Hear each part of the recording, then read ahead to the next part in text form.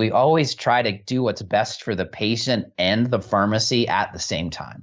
So if I know a supplement that would be great for their synergy of their blood pressure or their diabetes or their blood sugar or whatever it might be, we're adding that to what we're already doing, and we're giving them a better service, giving them synergy to their meds, nutrient depletion, whatever you want to call it, because we're adding that revenue stream, but it's not for profit first. It's always been, for me, you've known me for years, it's purpose over profit. And so if we look at it from the financial space, we have to diversify off script. Like, there's no question, nobody, I don't know of anybody, but you might be able to tell me, like, they're just doing fine on script alone, right? There's no way. Right. And it's not giving, we have such a nice, wide open, what we can do with our license isn't just script, right? We can counsel on nutrition. We can counsel on lifestyle. We can counsel on supplements. We can sit them in an office space now and go beyond MTM. Medication therapy management is just the optimization piece. But all those other things we can bring into the fold. And that's been a challenge, right? Everyone wants to pay for something with the card, but if we're expressing a 5 to 10x value on what we're giving our people, they shouldn't have a problem paying for it at that point. So that's a great point. And, that's one of the things that you can look in your own medicine cabinet and you can make that true, no matter what market you're in. One of the easy things to hide behind is that wouldn't work in our market, because it is hard. But, at the end of the day, I can go buy a toothbrush for 99 cents, and I have a Sonicare toothbrush that's, $100+ toothbrush or whatever. But when my kid went to his orthodontist after getting that Sonicare, his orthodontist was like, "Whoa, man, best improvement on brushing goes to this kid." And, there's a notable difference. And so, I wouldn't consider myself somebody who's going to make those frivolous expenses and spend, $100 and something on something you could buy for 99 cents. But when you change your way of thinking and see that this is an investment in, that healthcare spend, and it's going to yield some really positive outcomes, all of a sudden, that's the best $100 and something you could spend. It's when you bring it to long-term value, right? So there's two things that you came up with is when I've spoken, nationally on the subject of wellness and professional grade supplements or cash-based model, that's the first question a pharmacist comes back is like, my patients won't pay for that. Well, have you asked them, right? It's when I ask that question now, it's like, whose self-limiting belief is it? It's usually the pharmacist, because we've been conditioned that the card pays for this. And we know that we don't want that. But the first step is, can you provide value to that patient that supersedes the cost? Because money is just an exchange of energy, right? It's just a currency is an exchange for, this shirt I'm wearing or this desk that I bought. If this desk gives me more value than what I'm paying for it, but let's make our patients decide that first. Sure. Rather than us deciding it, because that's the story in our head. We all have them, right? I still have that problem. Oh my God, I'm $150 an hour to come sit with me. I always still have that little thing inside me. It says, so I've worked at it over the years. So that's the first thing we got to answer. Whose problem really is it? And can we solve it and give them the value that they're supposed to? And when it comes to wellness, Will, this is the best analogy that I think anybody can ask their patient is, if you owned $1 million horse, what would you feed it? You'd feed it pretty well, wouldn't you? Sure. You'd have the best shoes on it. It would have a trainer. It would be groomed. Well, why aren't we treating our own bodies like $1 million body? It's the only one we have. So I put wellness and education up on the highest priority for myself, not meaningless things in this world. If we can treat our bodies like $1 million horse, what does it matter if it's even a couple $100 a month? They're getting it somewhere else if they value it. Trust me. Like whether it's Orange Theory, Whole Foods, if you eat organic, right? There's a cost difference, but you valued that. So we just have to be value proposition better for our patients and get them off the script just like we want them to, And so I always love that analogy is just treat yourself like $1 million horse and see what happens. But as far as the future of pharmacy, I think what you're describing are two different roles that I've observed in pharmacy. And as pharmacy owners, we've got to decide which one we're going to be. I'm unique in the fact that the decision is made for me because I'm not a pharmacist, right? But pharmacy owners that are pharmacists have to make a decision. And that decision is, did I open my own business because I wanted to have a business and be an entrepreneur, or did I open my own business because I just wanted to be a pharmacist? And that one that opened their own business just because they wanted to be a pharmacist, they're going to struggle, right? Because their focus is being a pharmacist. Then there's the folks that have said, I'm opening a business. I just happen to be a pharmacist, so that's how I'm going to run my business. Here's the thing: business changes all the time. Okay, and so it's not going to be practiced like it was 25 years ago. 25 years from now, it's not going to be practiced like it was today. And so when you're a business owner, you have to be willing and ready all the time to shift, to pivot, to change focus, to say, okay, this is what works now. This is what used to work, and to be open to those things. So, whenever I'm talking about this with other pharmacy owners and they're complaining about these things, I'm like, well, think about Netflix, right? A lot of my kids don't even realize they were a DVD company, right? Yeah. They were a DVD through the mail, like the most inefficient, but they were profitable, right? And they were doing okay with their DVD business. And then streaming came along. Well, if they had said, no, we're focused on our physical product and it's going to always be the DVD, guess what? Netflix would be out of business. But right now, they're making they've got billions of dollars in revenue every year because they were willing to change as time went on.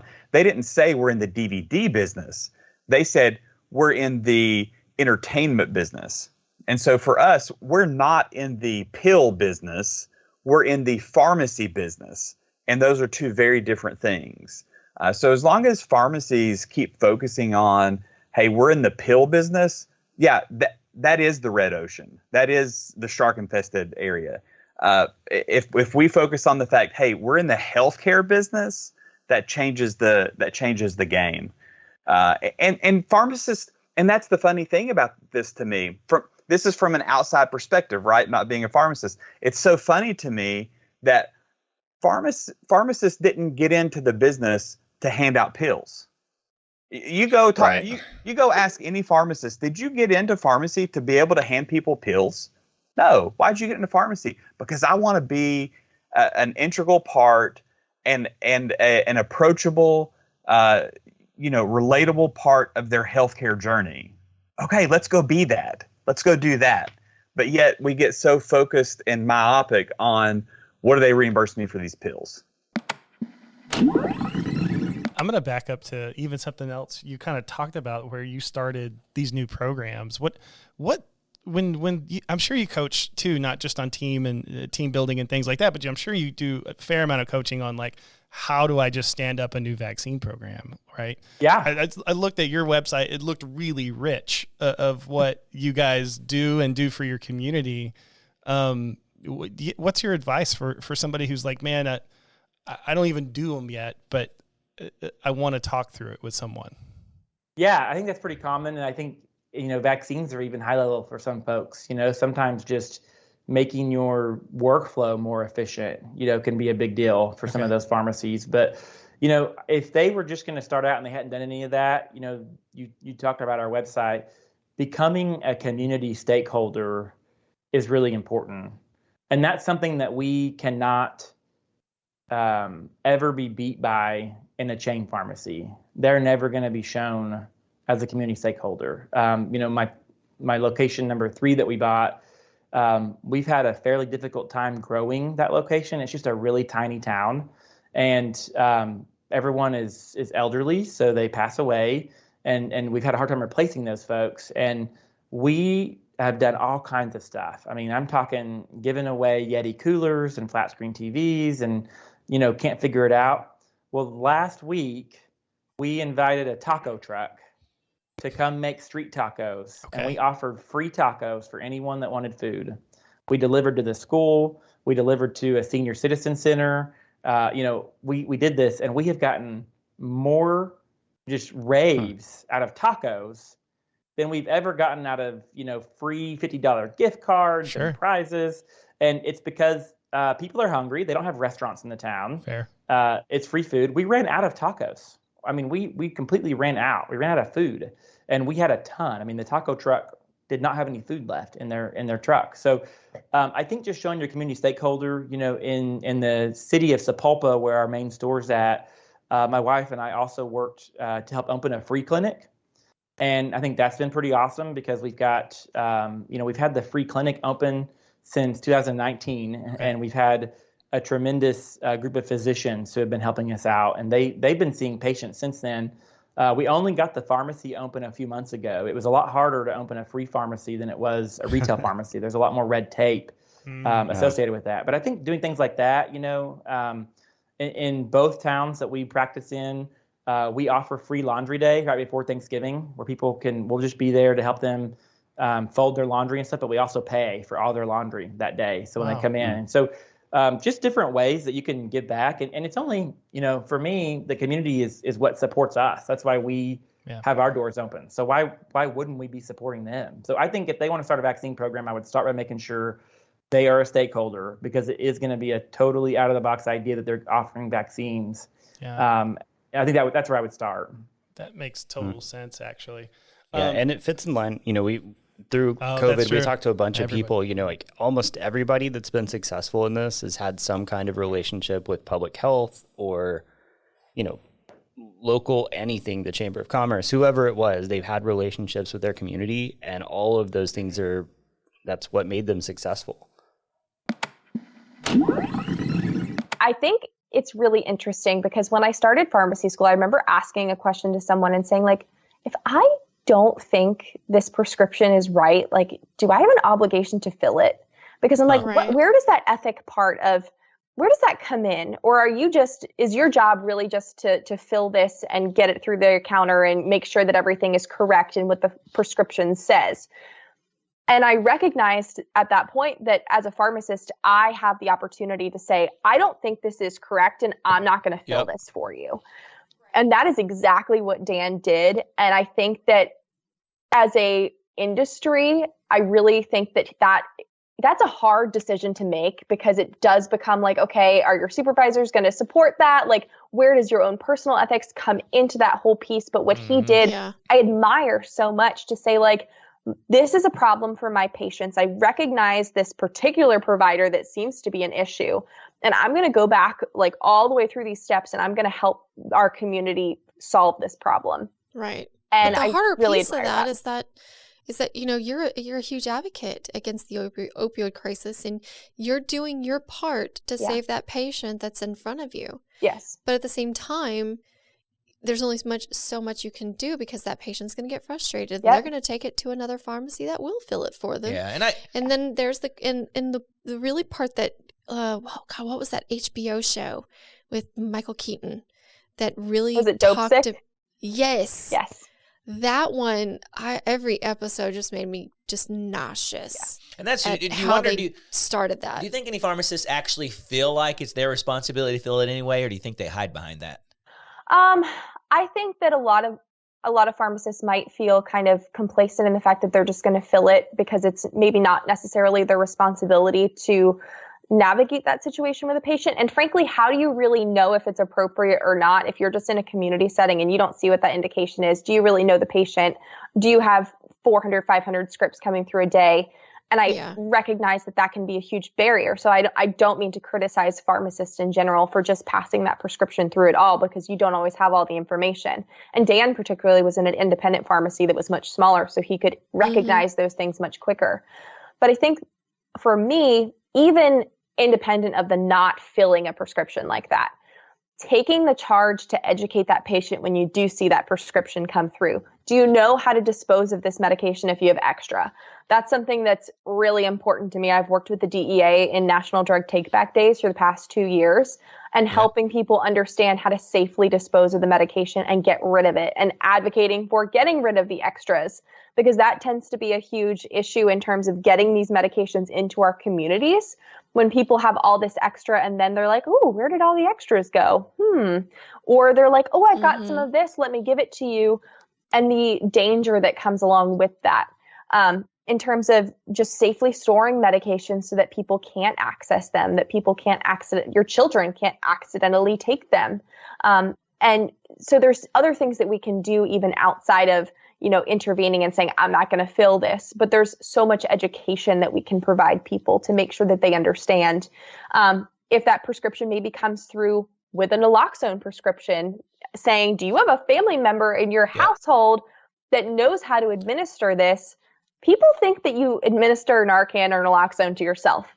And that is something that I think is really interesting. I never even considered that, but people are like, oh, if I'm overdosing, I give myself this spray in my nose.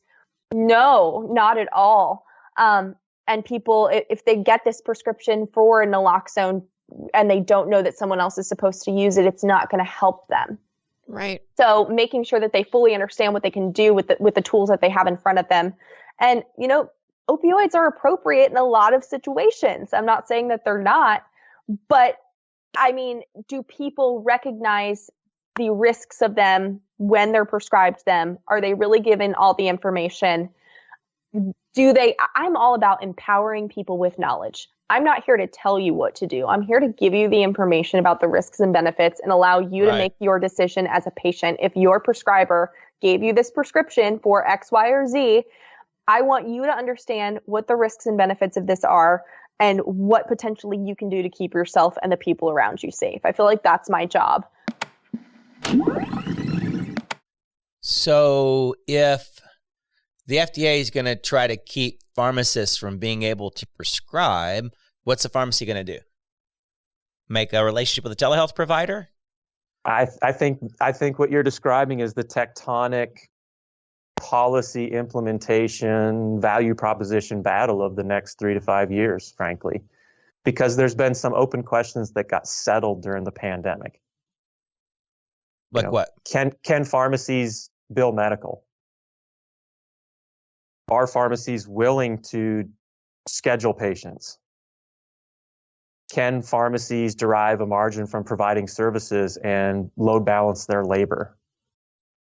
Blew all of those things out of the park. Can they adopt? I mean, infusion's a great example. Within 3 to 4 weeks of the opportunity, we had hundreds and hundreds of pharmacies doing infusions. If you'd have said that pre-pandemic, you'd have been like, no way, pharmacies aren't going to get it. It's too hard. It's too weird. It's not in their space. Well, when you have a $400 and $700 opportunity, guess what? You figure it out real quick. Right. So those questions are answered. Now it's going to become structurally, what's going to happen with vertical integration? What do the policy battles look like? What is the role of the consumer and the public saying, wait a second, it's safer, more effective, and cheaper for me to go this route versus that route? Why are you preventing me from going this route? I think that's going to be the big theme over the next 3 to 5 years when it comes to the longer arc of community pharmacy. Do you think there's some correction in there for like nurse practitioners and PAs where they went and they expanded so fast that a lot of them seem to be out of their scope? If you look at, cost of care, they're doing more defensive stuff. They're doing way more tests. They drive up cost in certain cases. Do you think pharmacy is kind of suffering from some of that now where, if there's a limited scope of practice for prescribing for pharmacists, that makes way more sense than just saying, open it up? I think the nature and culture of pharmacy as our upbringing and our professionals were our own worst enemy when it comes to how do we communicate our value to consumers in the marketplace. And I think it relates to how, and I'm pro, like, there's great PAs out there, there's great MPs out there. As a trained health economist, I'm all for people leveling up. It just makes sense to do it that way, just from a systems perspective. But if you look at folks that are in sort of these other areas, like, so you have pharmacists, PAs, MPs, other types of professionals and paraprofessionals. And when you look at services that get covered, when they win policy battles or when they get credentialed or when they get services, what I keep trying to convey to a lot of the folks in my network is, in pharmacy, our natural inclination, and primary care suffered from this, family medicine very much suffered from this. Our natural inclination is to say, we're good at taking care of people, we can keep them healthy over the long run, and we can prevent downstream hospitalizations and whatever else. We bring lots of health and economic value to the system. Okay? Yep. Patient-centered medical home was primary care 1967. Nothing really actually changed until the money conversation changed with the Affordable Care Act and some of the antecedents of it. Right? Yep. They made the same mistake we're making in pharmacy. Pharmacy's making the same mistake PCPs have been doing for a long time, which is the logical, sane value proposition if you're talking to a centralized system like the UK or Canada or whatever else, right? We have a different type of a system. It is a marketplace of ideas, good or bad. Some of those are good ideas, some of them are bad, but it gets there's a sort of a quasi-marketplace policy battle with agency cost in the US. And you don't win that battle by saying, hey, over the course of 10 or 20 or 50 years, look at how much value I can bring to the system. That doesn't lead to a CPT code that pays $120 for a 99 whatever. Right. Because we're on annual budgets, annual legislative cycles, right? We don't have this like long-term national strategy that you can actually reinforce on long-term time horizon value. We have fistfights every, annum, right? And so to me, what I've seen in the marketplace, and I think we need to apply in pharmacy, is not, hey, there's a study that says we save dollars 2 to 1 over 5 years. We've done a gazillion of those. Primary care's done a gazillion of those. The way you win the battle is you say, by not letting me do this, people are getting harmed. That's how things get covered. I want access to that Alzheimer's drug. My grandma's getting harmed. My mom's getting harmed by you limiting access to it. Not, here's this great ROI analysis that yada, yada, yada. Those are AMCP dossiers that go out to every country in the world except the US. There's a reason AMCP dossiers, they go to P&T committees, but at the end of the day, this battle's won on people not having access and they feel like they are being harmed or there's risk to them by not getting access to a service. And I see that in Medicaid in a lot of spaces, trust me, right? Where there's all sorts of services that are available that they try to turn them off and advocates say, you're harming my disabled child, or you're harming this, or you're causing risk to people. Those are newspaper articles. Those are successful campaigns. And the crazy part about it, gentlemen, is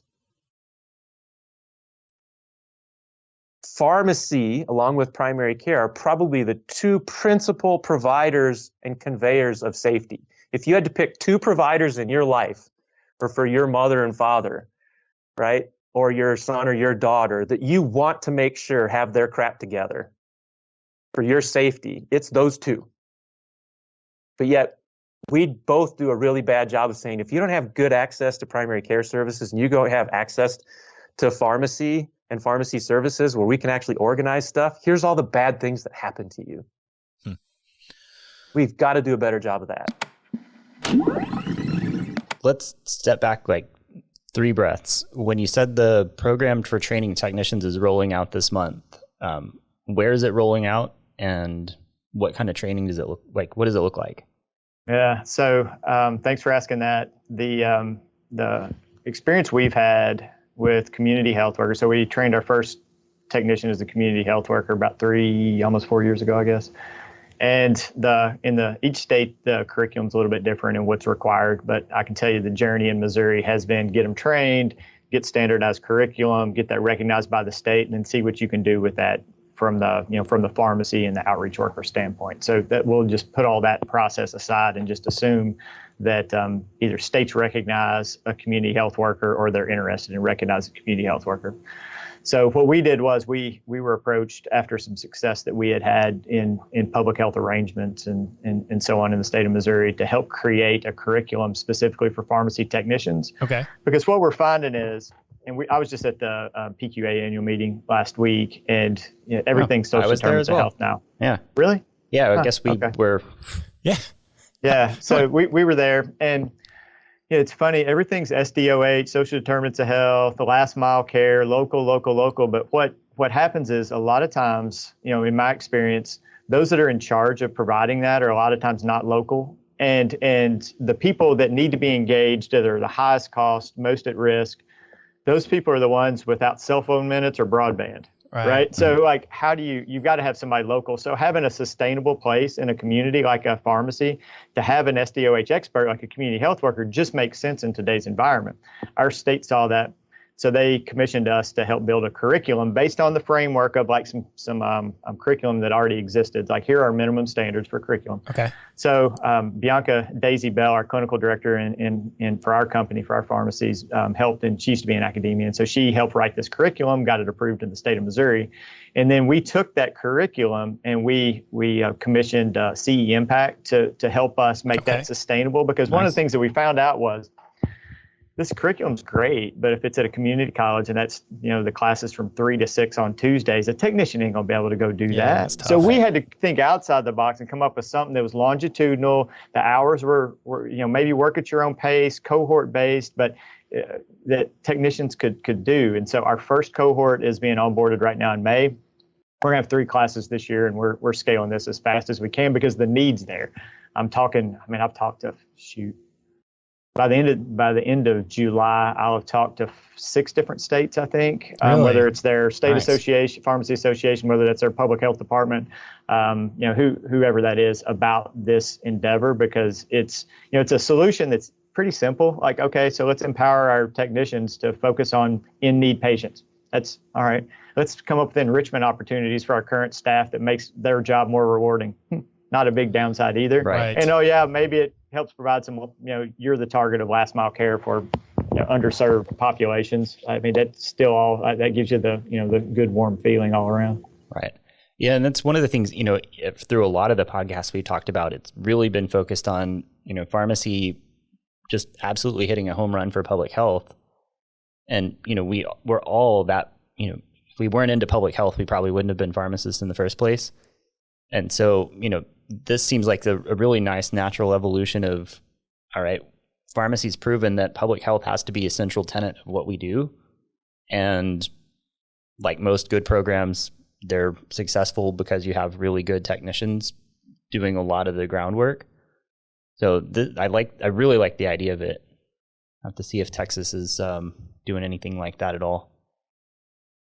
It's also resonating. And again, I go back to, these technicians are typically doing this work anyway. The good ones are. Like our crew's they've been helping people through tough situations and getting transit and housing authority and Meals on Wheels for years. Yeah. Medication, if they can't get it, if it's too expensive, finding ways to get medication.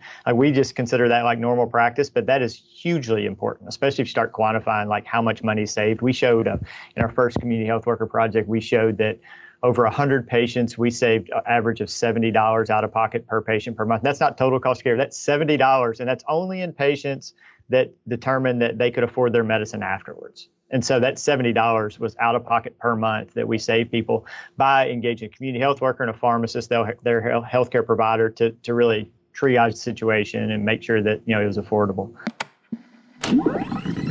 What are you excited about right now in your pharmacy?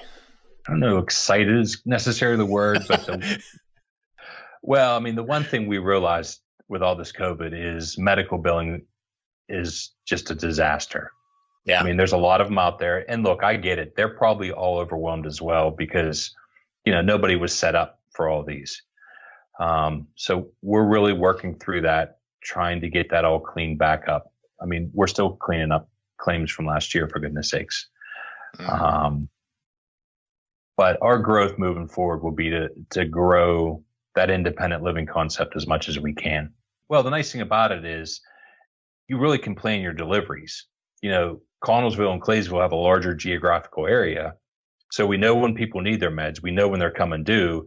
Now that allows us to deliver to different areas throughout the week. Nice. And try to optimize that as much as possible. Yeah. So with that, are you looking at growing into like new areas? You kind of mentioned medical billing. Does that open the door for some DME consultations, really to make that at-home space optimal? No, honestly, the North Carolina guys who kind of got CPESN started, they've got the right idea. I mean, we all know the pharmacy pot is shrinking, and there's less dollars available in it. The future for any of us is what we can get into on the medical side, be it collaborative practice with other physicians or what we're able to bill out ourselves these days. Is it diabetic testing? Is it group teaching classes? Whatever those are above my pay grade. But that's where we need to be in the future. Yeah. You can't have an independent retail pharmacy these days, have your doors open, and expect people just to walk through because of who you are. You have to give them a reason to come there, because 9 times out of 10, they're getting pounded with marketing material that go to your preferred pharmacy, CVS, go to your preferred pharmacy, Walgreens. You got to give them a reason to come to you. I know you guys like to talk about niches, and honestly, I don't know if there's any one thing we're really that good at, but we offer a whole bunch of things that you roll them up. We're a full service pharmacy, whereas the chains aren't. Yeah. Yeah. I think that's really, I mean, you can find those specialty kind of areas to stand out and maybe, gain some new patients. But I think you're right. I think you can't do just one thing. There's no silver bullet. When I think about the pharmacies that stand out, they're the pharmacies that are really just doing everything and doing it really well. You guys seem to have that same mentality. And if you go to, anywhere in the country, if you find the standout pharmacies, if you go to Kirk's Pharmacy out in Washington, clear across the other side of the country, it's the same thing. He's doing all of those things and just doing them very effectively. And those all add up to be more than the sum of its parts. I agree. Do you see a 4th location coming in, or are you gonna stick with 3 locations? Is that enough for you? Much to my chagrin, my oldest decided he wants to go to pharmacy school next year. So we'll see where that happens. Yeah. Okay. Well, that's interesting. I got 10 years to ride this out, so might as well make it interesting, right? Yeah. So, I mean, geographically, it seems like you've got a nice area. Is there, do you have your eye set like, man, if we just kind of closed this, would have these 2 counties covered, would have network adequacy for these 2 counties? I've looked at some maps. Yes. Well, that's fun. So, one of the things that you'll see in like Facebook groups or if you spend time on Reddit is, a lot of people ask, should I go into pharmacy school? Is that ship sailed? Is it still worth pursuing a new career? And so I'm curious sometimes to hear that. So it's neat for you to kind of share that your kid is interested in that. So what do you think about, the opportunities for the next generation of pharmacy? I think that you have to, I call it digging up stones, because you got to keep digging under that next stone to find that next opportunity. So if you're willing to do that and you can strike gold every now and again, then you keep it going. I mean, look, I don't think anybody graduates pharmacy school and says, man, I can't wait to work for the big box store. Let me go. Give me 30 years of my life there. They just don't. I mean, I don't think so anyway. So, you know, if you're entrepreneurial, if you want to try to control your own destiny as much as you can, and you're willing to keep looking for that next opportunity, I think it's great. And I had that discussion with my son. But if you, as I said, if you think you're just going to open the doors and because, hey, we're Curtis Pharmacy, people are going to roll in, it doesn't happen that way. We're getting a lot of communication with providers. And we are really noticing that we're very well respected. Like we kind of thought, oh, we were going to fax these off and it's going to be like sending those outcomes tips. Hey, this patient needs a statin, and you fax it 50 times and you never hear back. I know. Yeah, everyone ignores those but half we're the time. getting No offense. responses same day, maybe next day. And we really feel like we're part of the team. Yeah. And not just a fax, but I've had phone calls. Even just, you know, they'll send over a new prescription for lisinopril or something. Yeah. So we're making some really great changes in patient outcomes, and had one patient that we got him set up with a Dexcom meter, and he loves it. And that was partially our recommendation, trying to get him like to help control his diabetes. And Change his so life. exciting. Yeah, no, you literally absolutely. changed So his life. exciting. Yeah. Making a lot of inroads with the physicians then, it sounds like, as well. I think in North Carolina that Joe and Amina have both kind of really opened. Like, the lack of a better term, pioneered it. Yes, they've pioneered. I mean, because there are some of our pharmacists who say they struggle to get the doctor to email them or communicate back. And I think Amina and Joe have really kind of opened up that conversation and created a great community conversational loop between the doctors and the pharmacist.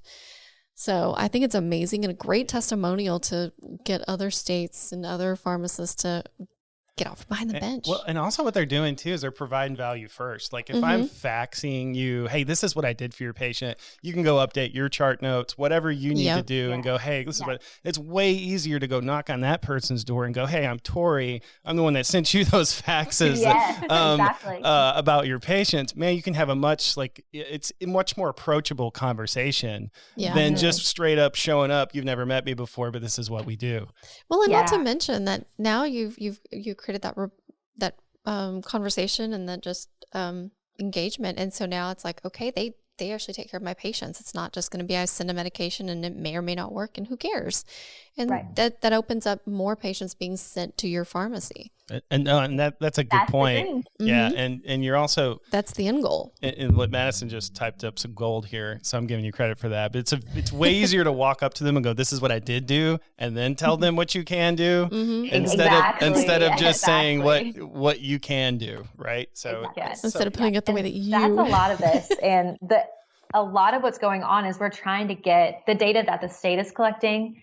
They're trying to collect data. So we're not the only pharmacy working on this project. We've got like a whole network of pharmacies throughout the state, but we're trying to collect this data and say, look at what pharmacists are doing. Pay us. We are worth, like, you know, these payers telling them we are worth your time and your money. You've been around a long time, now you're doing consulting. Probably interacting with a lot of different companies. What should a community pharmacy, an independent pharmacist who owns a store, what should they be doing? What should they be working on? Well, I think the first thing is we need to make sure the reimbursement is fixed. And I know people have tried to do that. I know NCPA, NACDS, and all of the other things there as far as DIR reform. And I think we're making headway. And I think that's the first thing, to make sure that they're making sure they're getting the best they can when it comes to reimbursement.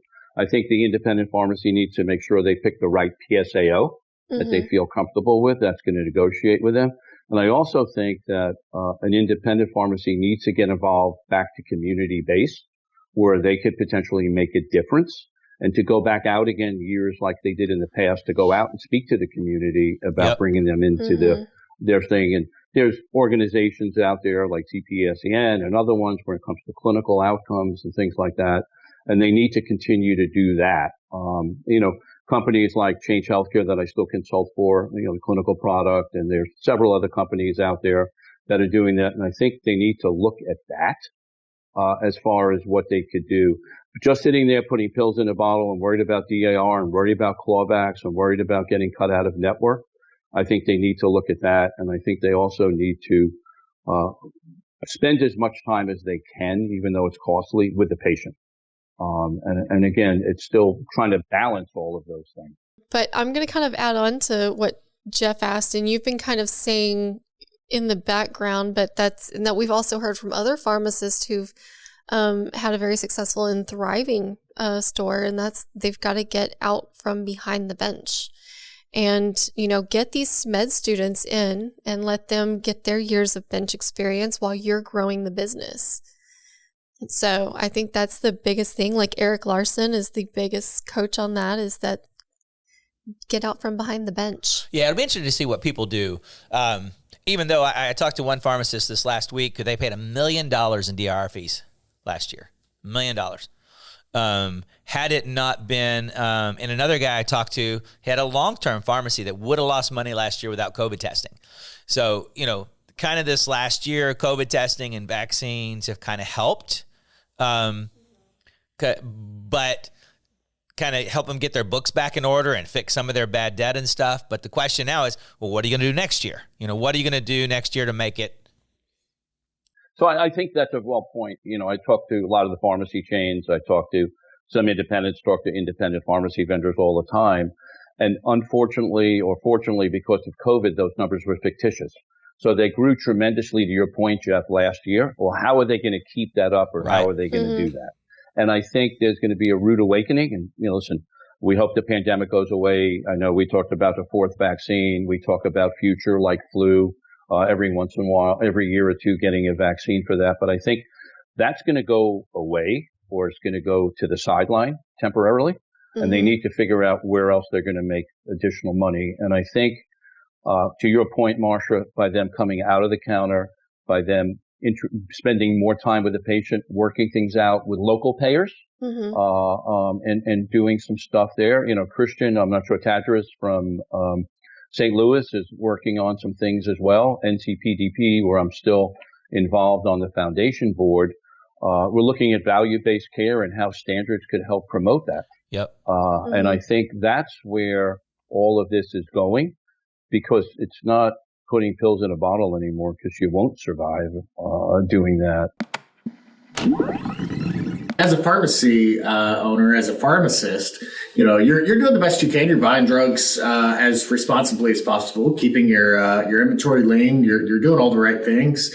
You're providing excellent patient care, and yet the reimbursements are somewhat out of your control. So you get to decide on your level of care and your investments in your business, but not on any of your own pricing, which is just bizarre. But not only that, then you have to vigilantly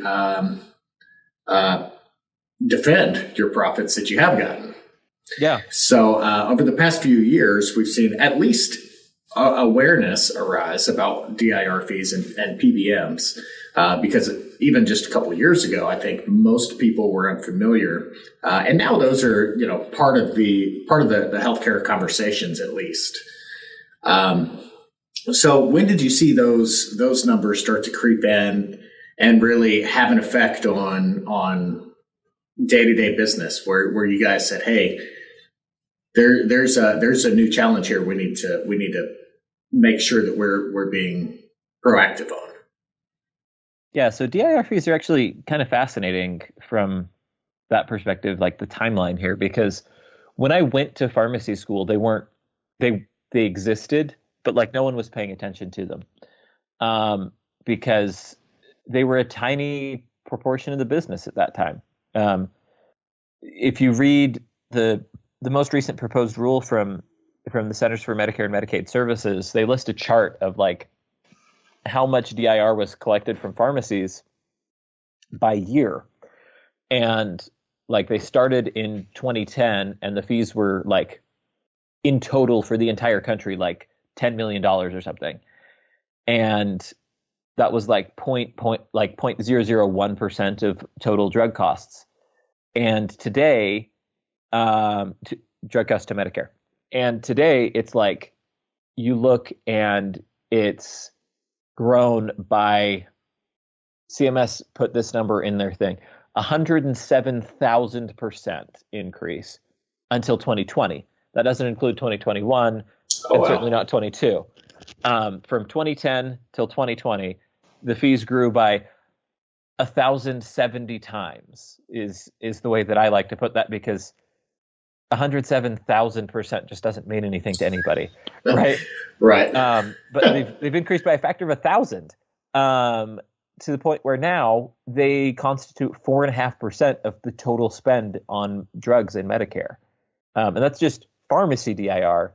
DIR is a broader thing than just pharmacy. It's also if a PBM extracts money from a manufacturer for formulary placement, they have to report that as DIR to Medicare as well. And that's actually a larger category than pharmacy DIR, which implies that at least 10%, but probably more like 15 or 20% of our total spending in Medicare is fake money. It's not actually spending, it's rebates coming back to the plan from the pharmacy or from the pharma or whoever else. And that, frankly, from a I care about other people perspective, DIR fees are not just harmful to pharmacies. And I think that pharmacies and pharmacy advocates have done themselves a disservice in the past by saying, look, this is all about me and I'm losing money. I'm losing money. No one cares if you're losing money, frankly. You do, but and your colleagues do, but your senator and the seniors, they don't care. And so, but what they do care about is that DIR fees make Mrs. Jones, the senior, overpay for her medicines by 20%. If she's on a fixed income, she's spending $3,000 a year, and you're telling me she could be paying $2,500 for her prescriptions if we got rid of these stupid fees. Yeah, I'm telling you that. Yeah, well, what's happening? Yeah, when you look for sympathy as a successful business owner, it may be hard to find. When you point out that there's just money leaking from the equation somewhere, then it's it sounds like it's gotten to be that excessive issue, like we talked about with MedSync for long-term care. You have to do it because it's that big of an issue, or managing a huge inventory of really, really expensive drugs. That's that extreme situation. It seems like it's here with DIR fees, where you really can't ignore it and you have to do something. So what can you do? If you take a look at the Brandon Cooper Twitter feed, you're going to see a lot of those reposts coming from the hashtag DIR camp. So tell me a little bit about that. How can people kind of help educate their peers and their community about those unfair practices, and what can they do to really fix that? Because it's bigger than one pharmacy. Nobody can really go fix that. No, and I think that's goes back to the education and advocacy side. Some of our biggest advocates here at SUES are our own patients, because they see how they're impacted. So I think it's just talking about these things with them. When they come in and they say, well, why is that so much? Or why am I told to go to this other pharmacy where it's cheaper? And I think if you'll just take a few minutes to explain that, then people realize that there's an issue. So then when you get them also on your side, along with your local legislators and your state pharmacy associations, if you get them to start calling those national leaders, your senators and your representatives, and educating them. So once they see, more than just pharmacists out here saying, we're not getting paid, but once they see patients harmed, then I think that's where it starts hitting home, and they start saying, okay, there is an issue here when, people can't afford their medicine, and it's all because of these games that are being played behind the scenes, or these people can't get their medicines because they're waiting to get it from a specialty pharmacy or from mail order, and it's taking weeks to months to get issues like that resolved, and people are doing out their medicine. Then I think those national leaders start taking note of that and saying, okay, there's more here than just pharmacists not being paid for their for filling prescriptions or for services. There, people are being harmed. Yeah, no, because a pharmacy, a doctor, any profession, I feel like people have certain assumptions of, and if you hear a medical professional saying we're not being paid, the general person hearing that is like, oh, doctors make so much, they're fine, and it's really not. The margins have gotten pretty slim. And I feel like most people just don't understand the landscape that pharmacists especially are playing in. When you do see patients complain about drug cost, a lot of the time they're complaining about, they went in and got AWP as a cash price. Nobody pays that. You're not, of course you can't afford that because insurance companies don't pay that either. And then when you start getting into more of the, intricate aspects of the GER gaps and the maximum allowable cost, all of a sudden, it's just really too convoluted for most people to just understand what's going on and why it needs to be fixed. I actually thought about you this morning. I was getting ready and I was thinking about this podcast, and I saw sitting on my shelf like the Dollar Shave Club, and that was just such a great example of like, here's a utilitarian thing. There's nothing cool about, budget razors, but they've branded it in a certain way, and it pops up on my Instagram feed. Now that I've said it out loud, it's going to pop up today, I'm sure. But it's a utilitarian thing that I need, and there's nothing really cool about that product specifically.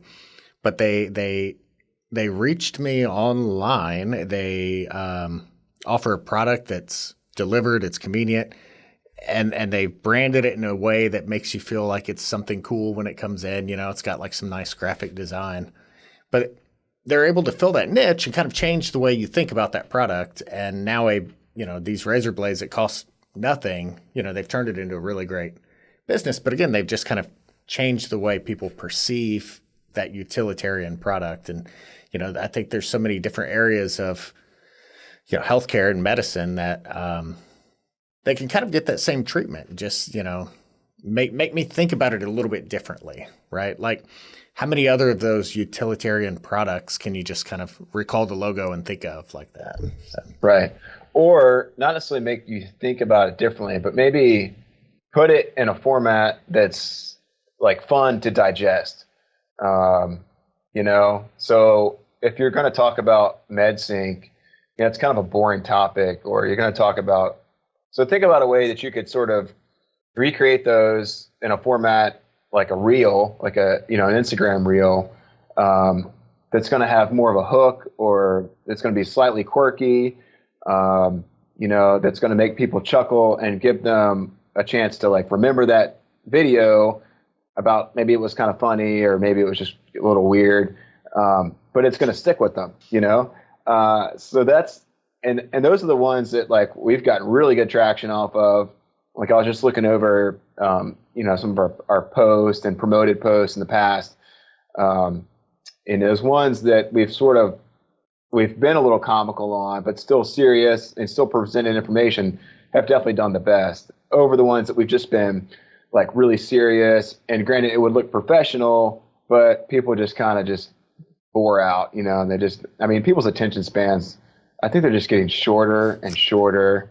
And I don't know. Definitely. I don't know what's going to happen, but I don't think people are going to be able to concentrate beyond like 60 seconds in the next 10 years. So you got to keep it concise. And it needs to have some sort of like a hook, or some sort of like comic relief, so it sticks with them and that they want to remember it. And maybe it's so good they'll even share it. And that's the greatest free marketing you can get, when you're getting somebody to share your promoted content. Yeah, or just share that visual of walking around town in a great looking T-shirt that supports your community and your local businesses. Yeah. You just always have to, be on your A game when you're wearing your pharmacy T-shirt. Always on my A game. Question for you. So, I mean, you're obviously in social media, you're only targeting a specific age demographic. What about the other age demographics? How are you reaching out to them? The funny thing about the social media is I thought it would be very much millennial based, the millennials that I was reaching out to. Yeah. On Instagram, I think I have more grandmothers than I do their granddaughters. Like they share each other. I thought it would be limited, but I have more that are over the age of 60 than I do that are under the age of 20 that are following. So, and TikTok has gone, the average age on TikTok has gone up by 7 years in the last year, meaning that the user is now 7 years older than they used to be. So we parents are chasing them off their platforms. So what we do, right? They start out with Facebook. We came on and then they left. So then we followed them Instagram and now they left. Now they're at TikTok and we're chasing them to TikTok. So we tried radio ads. I honestly didn't find a lot of success that way. For 18 and a half years, I didn't pay any money for advertising.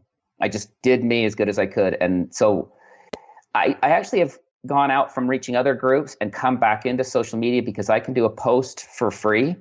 And I will have 200,000 people see it by the end of the day, even if they're not local. Does anybody listen to radio anymore? I mean, everybody's on like either Apple Podcasts or Rhapsody or Spotify or podcasts. That's why I was excited about doing this. Podcasts are huge if you can do good podcasts. Yeah. So you say 3 to 5 people a day. Do you do any kind of measure of their demographic? So those 3 to 5 customers you're adding a day that say they saw you on the podcast, what's their demographic? What you get a lot of is kids that are taking care of their parents are the ones that I'm getting the most of. So I'm getting a lot of the prescriptions for the ones that are the older age group, but they're coming in because the kids that are taking care of them are done trying to manage all that elsewhere. Yeah. So they'll come in and say, take care of my mom and dad's meds. I could definitely see that. No, that's something I didn't think about. this whole more of a caregiver generation. Oh yeah. I could definitely see that because I mean, like I try and line my grandmother out with, and she's for some reason 83, 85 years old. She's doing it right. Not on any medication, but she does take like daily supplements, but she's not on any medication. But I try to line her out with, hey, there are some pharmacies that could probably put this in a pouch for you. And then you just tear off your daily pouch. And then the same with my mom, and she's on a lot. And I'm like, let's find a pharmacy that's doing like the Parata or RxSafe, the packaging, and just put all your stuff in and then make it easier. Cause she carries around like a gallon Ziploc bag. Oh, right. But I mean, it's also like other supplements that she gets from what my dad calls her voodoo doctor. There's a lot of those around. The witch doctors is what we call them around here. So.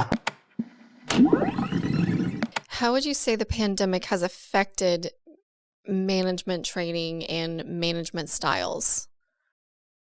I would say in every way. And it began, I will say this, I think there was a shift prior to the pandemic. The integration of millennials and Gen Xers and Gen Yers and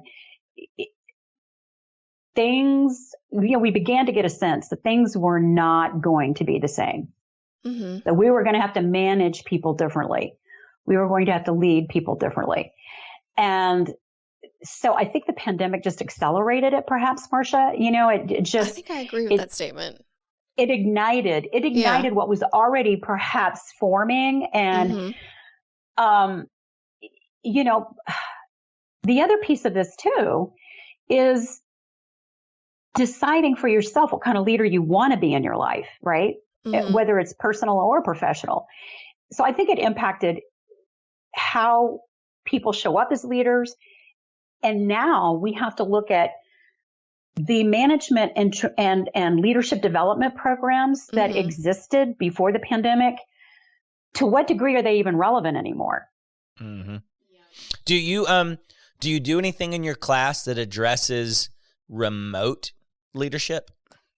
we don't specifically address that, and yet it's this huge issue. And, and there are so many different philosophies and schools of thought. And, Jeff, it's interesting that you should ask that question, because my husband happens to work for Walker Dunlop, which is a Denver-based financial services company. And, they're all over the country. And yet the president, the founder, the CEO, Willie Walker, he just has a bias, and he believes that it's better to be in the office, right? Like there's an energy and there's a dynamic that exists when people are together that you can replicate to a point via Zoom. But it's like why Terry and I decided that this needed to be an in-person program. Yep. Right? Because remotely, yeah, I agree 100%. You cannot, and keep in mind, Brene Brown, who is one of my favorites. In fact, we lean into her work a lot as a resource for Leadership Growth Formula. And Brene Brown, I'm sure as a Texan, you probably are familiar with Brene. I'm not. I've heard the name, but I'm not. So, yes, she actually has the 4th most watched TED Talk of all time. Okay. And she's a Texan. She's a 5th generation Texan.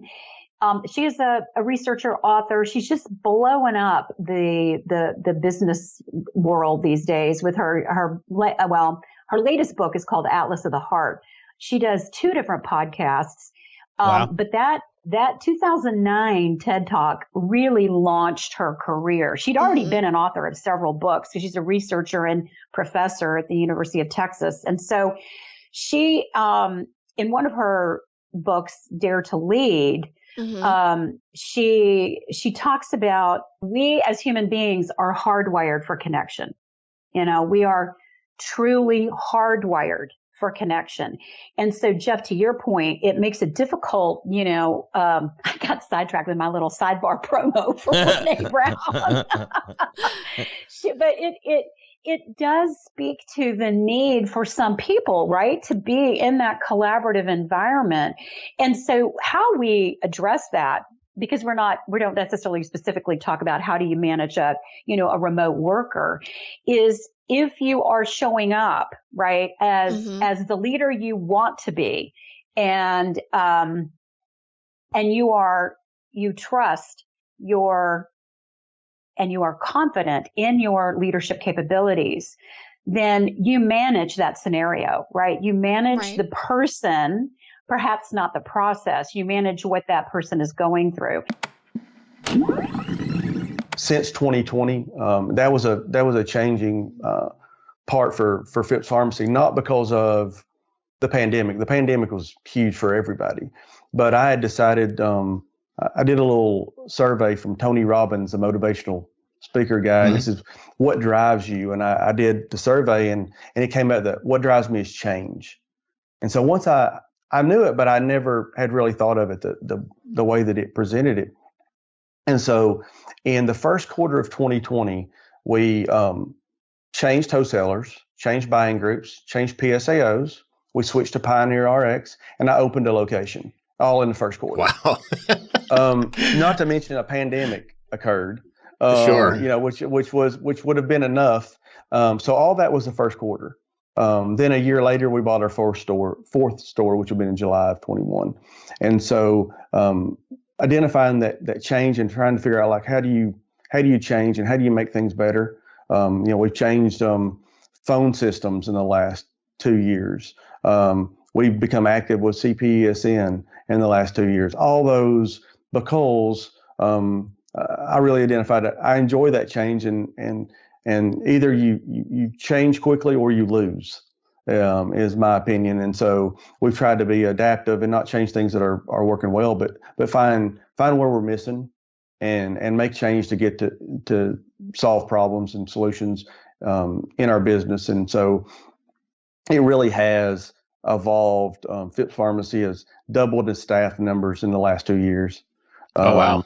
And so, and a lot of that's just because we're committed to finding those problems and solving them. We've added, I call them community relations specialists, which are sales and marketing positions that are out talking about our pharmacy in the community. We do strip packaging, which we call FIPS pack.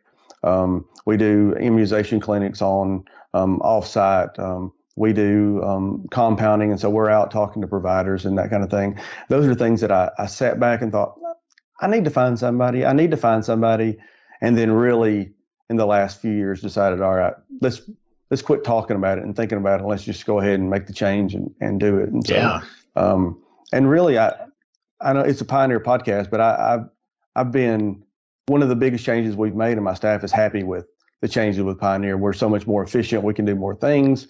And that's really what I wanted to do. I wanted to look at everything in the marketplace and what's the best, what gives us the best tools to be successful. And there's some others out there that do a good job, but I don't think to the extent that Pioneer has done. And that gives us opportunities to do more patient care in less time, which is great. If you enjoyed today's episode, please like, subscribe, and follow us wherever you get your podcast.